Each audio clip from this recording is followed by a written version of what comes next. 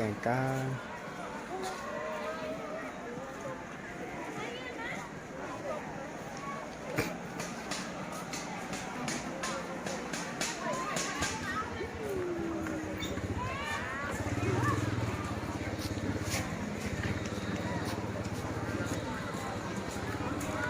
เป็นวิวงามเนาะอยู่เทิง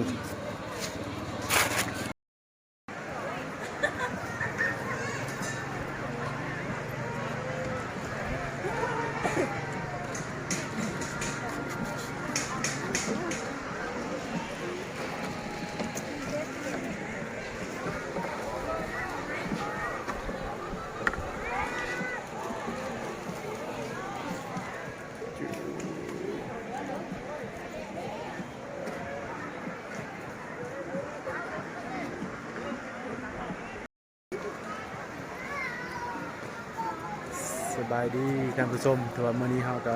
มาเป็นอีกสถานที่ท่องเที่ยวแห่งหนึ่งก็คือแหล่งท่องเที่ยวแกงกาถือว่ามันขึ้นกับเมืองปากเซ่แขวงจำปาสักเนาะตอนนี้เราก็ฮอดแล้วนางทีมงานลงไปดินเนาะแกงกาแกงกาวัดแกงกา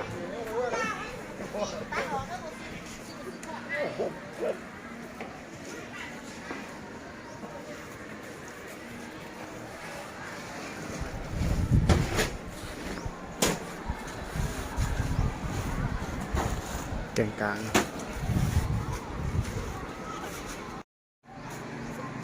ตอนนี้เรากำลังย่างลงไปบอกท่องเที่ยว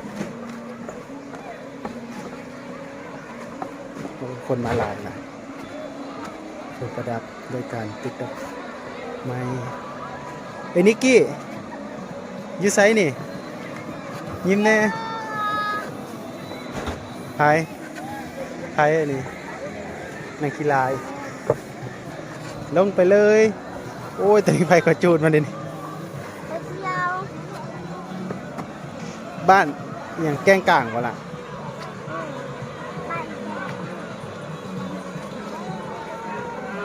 แล้วบ้างดมเด้อจับห้าวมันที่จับห้าวม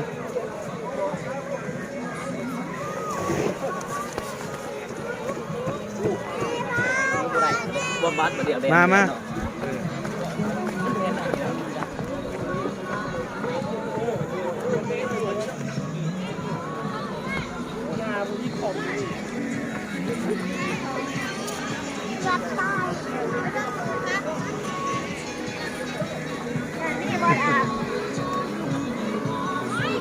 หมดแล้ว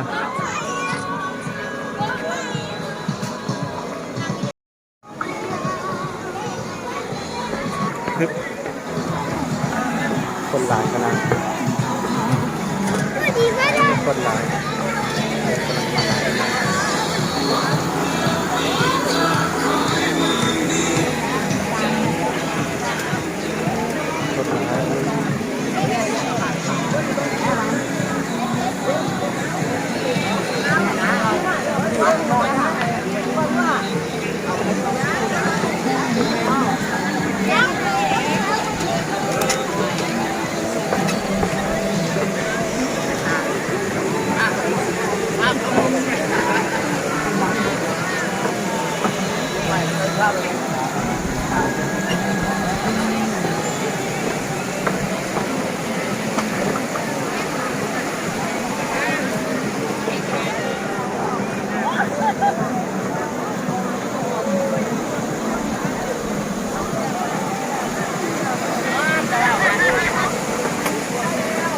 นี่วะ